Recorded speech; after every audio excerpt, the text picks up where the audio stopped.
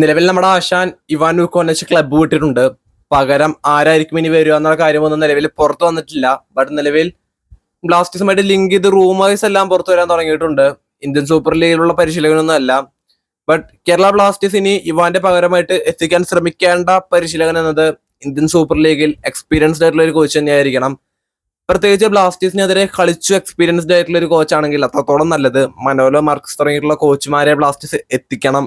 അങ്ങനെയുള്ള കോച്ചുമാരെ ബ്ലാസ്റ്റേഴ്സ് അന്വേഷിച്ചു പോകണം.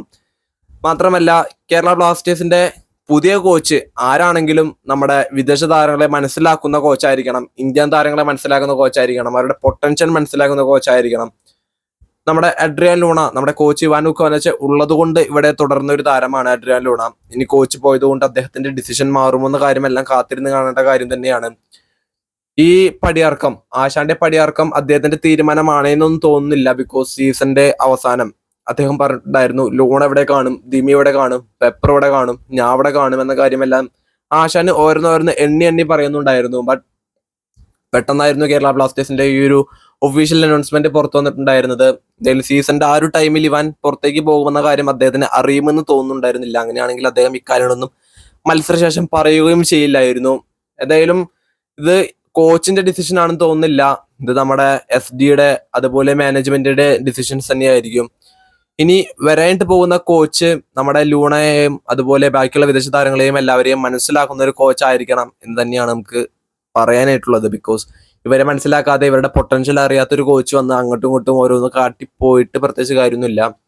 നമ്മുടെ കോച്ച് ഇവാൻ വുക്കോവിച്ച് വരുന്നതിന് മുമ്പ് ബ്ലാസ്റ്റേഴ്സിന്റെ അവസ്ഥ എന്തായിരുന്നു എന്നെല്ലാം നമുക്കറിയാം. എവിടെ കിടന്നിരുന്ന ടീമാണെന്ന് നമുക്കറിയാം.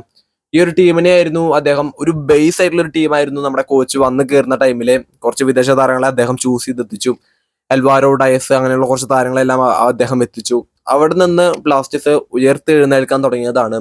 അങ്ങനെ ഈ മത്സരം നോക്കൌട്ട് തീരുന്നത് വരെ ബ്ലാസ്റ്റേഴ്സിനെ അദ്ദേഹം നയിച്ചു. 3 പ്ലേ ഓഫ് അദ്ദേഹം കാണിച്ചു. ഒരു ഫൈനൽ നമുക്ക് വേണ്ടി നൽകി.